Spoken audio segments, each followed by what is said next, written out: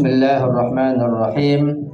Assalamualaikum warahmatullahi wabarakatuh. Alhamdulillahirabbil alamin. Pada hari dan malam ini kita telah sampai kepada peringatan tentang syahadah Rasulullah dan Imam Hasan al-Mujtaba. Kita telah lalui syahadah Imam Husain dan keluarga serta sahabat setia beliau. Kemudian setelah itu kita juga telah melalui hari Arba'in, 40 hari daripada syahadah Imam Husain alaihissalam di Karbala.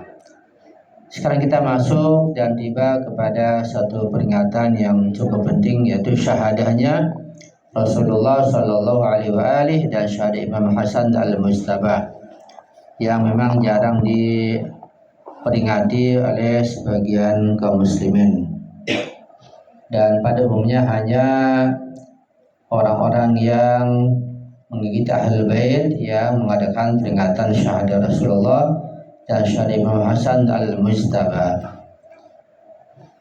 Kalau kita mengenang sedikit tentang peristiwa saat-saat menjelang kematian dan syahadah Rasulullah, betapa sangat menyedihkan. Hati kita merasa pilu, kita merasakan duka yang sangat mendalam dan juga penyesalan yang luar biasa.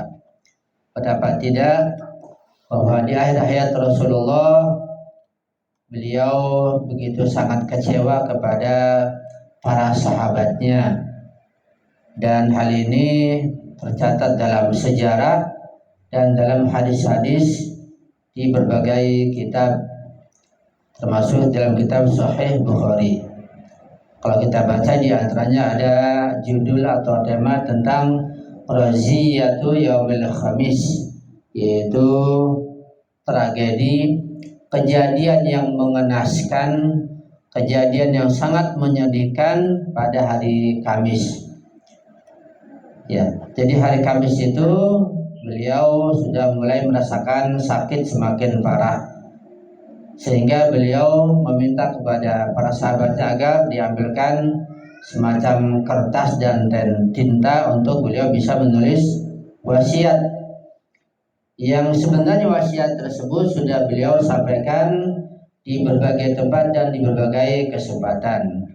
Tapi saat itu pun beliau ingin menekankan tentang wasiat yang sangat penting, yang kalau beliau berhasil menulisnya dan diamalkan, pasti tidak akan terjadi ikhtilaf yang berkepanjangan sampai pada masa kita sekarang ini.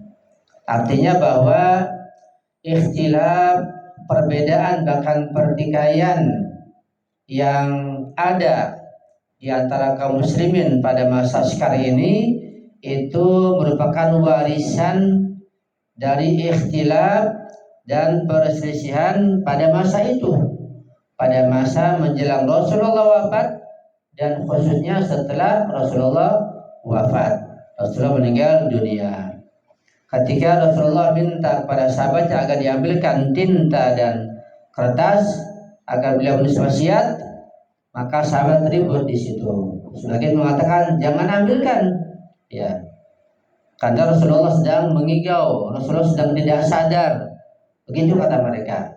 Ini ucapan yang betul-betul menyakiti hati Rasulullah. Rasulullah dibilang tidak sadar, dibilang ngaco, dibilang meracau, ngigau.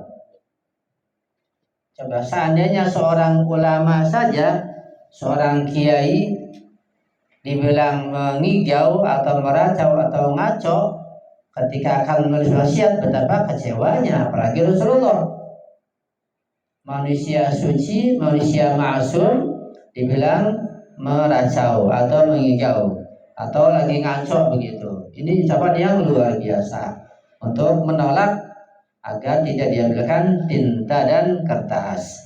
Ya, sampai Rasulullah merasa kecewa dan mengusir semua yang hadir kecuali beberapa orang, disuruh keluar semuanya. Ya, akibatnya wasiat tidak ditulis. Karena kalaupun ditulis juga, tentu nanti ada ucapan, ya, ada ungkapan, ada tuduhan. Ini kan Rasulullah menulis wasiat sedang ngigau, sedang ngacau, yang ada artinya. Jadi nggak jadi ditulis karena akan ditolak mentah-mentah sampai Rasulullah wafat. Ya. Dalam hadis pun terjadi ikhtilaf antara wafat Rasulullah di pangkuan Imam Ali atau di pangkuan Aisyah. Ada dua hadis, ya. Kalau kita mengkaji hadis tersebut, ternyata hadis yang menyatakan bahwa Rasulullah wafat di pangkuan Aisyah itu disampaikan dari Aisyah sendiri.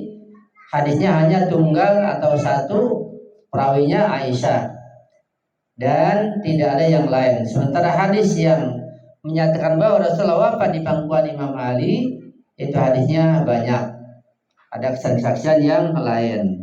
Ala kulli hal, ada unsur politik yang campur tangan di situ sehingga terjadi pertikaian. Dan sangat disayangkan bahwa sebelum Rasulullah dikuburkan, mereka sudah ribut membicarakan tentang siapa pengganti Rasulullah sebagai khalifah setelah itu. Padahal Rasulullah belum dimakamkan, belum dikuburkan.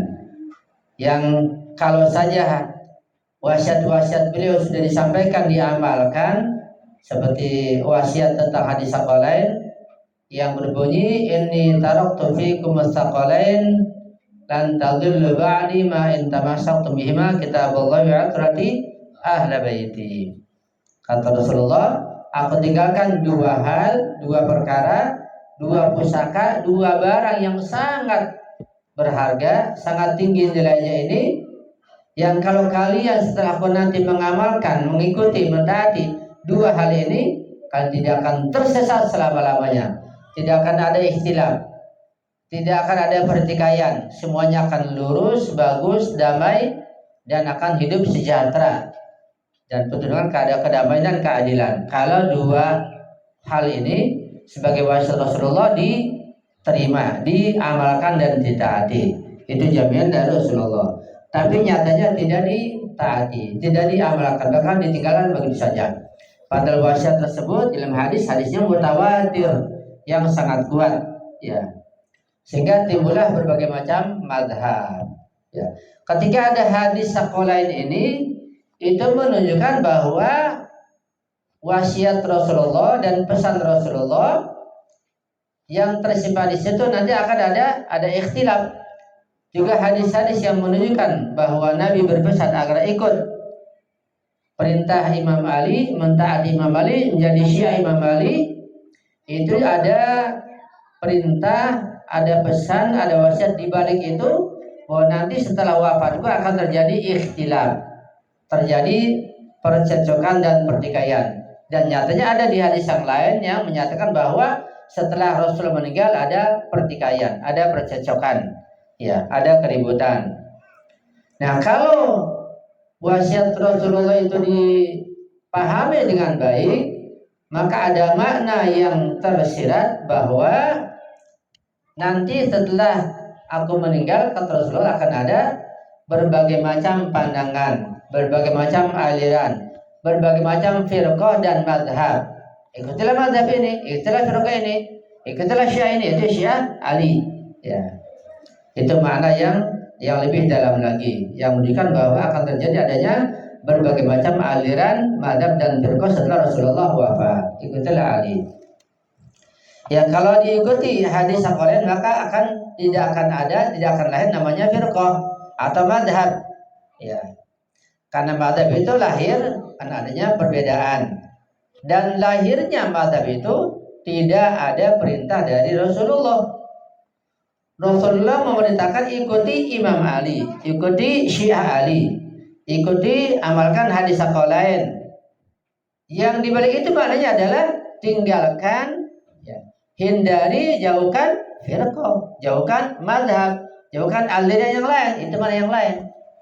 Nah, ketika nyatanya madhab yang lain, firqah yang lain, aliran yang lain, syekh yang lain selain Imam Ali diterima, berarti menolak hadis Rasulullah, menolak wasiat Rasulullah.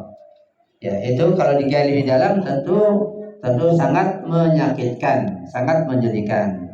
Dan nanti insyaallah kita akan kembali bersatu di bawah hadis saqalain, mau tidak mau. terpaksa dan tidak terpaksa, ya kita akan berada di bawah hadis Tsaqalain ketika mendekati zuhurnya Imam Zaman. Karena tidak mungkin Imam Zaman akan zuhur untuk menegakkan keadilan kalau tidak di bawah naungan hadis Tsaqalain seluruh umat Islam ini. Itu sekedar mukadimah untuk memperingati syahadat Rasulullah dan Imam Hasan al-Mustabah, yang juga tentu kalau kita ingat, kita kenang tentang wafatnya beliau, Imam Hasan al-Mustabah sangat menyedihkan. Beliau diracun oleh istrinya sendiri. Ya, betapa istri yang sangat durhaka, istri yang sangat tidak tahu diri. Suaminya cucu Rasulullah, kurang apa lagi? Ya. Dari sisi fisik, ya jelas sempurna. Dari sisi ma'nawiyah, ketakwaan, pengetahuan, jelas sempurna. Ya. Dan tahu istrinya, karena bujuk rayu Muawiyah akan dikawinkan dengan putranya, maka dia berani meracuni suaminya sendiri sebagai imam yang ma'asum, sehingga istri durhaka ini menjadi ahli neraka. Na'udzubillahi min dzalik. Bahkan ketika Imam Hasan al-Mustabah ingin dimakamkan di sebelah makam Rasulullah, di sana sebagian kaum muslimin yang lain, para sahabat yang lain memberi panahnya agar tidak dimakamkan di sebelah Rasulullah. Atas perintah seseorang dipanah ke jenazah itu sampai kerandanya itu penuh dengan anak panah, sehingga tidak jadi Imam Hasan al-Mustabah dimakamkan di sebelah Rasulullah.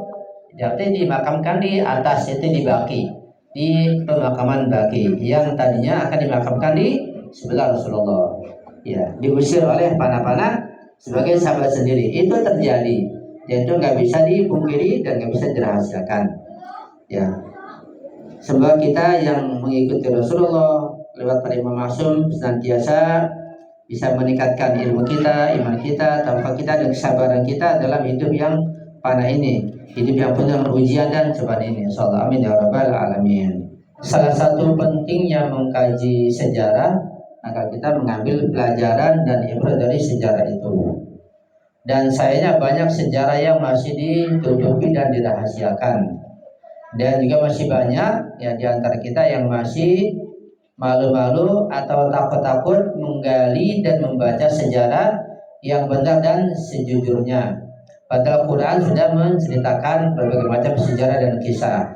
Hadis-hadis juga penuh dengan sejarah masa lampau, di masa Rasulullah dan setelah masa Rasulullah. Tapi masih banyak atau sebagian besar kaum muslimin masih enggan membaca sejarah yang sesungguhnya dan yang sebenarnya, sehingga kebenaran belum bisa diungkap dan kebenaran masih di dalam catatan buku-buku dan kitab-kitab sejarah.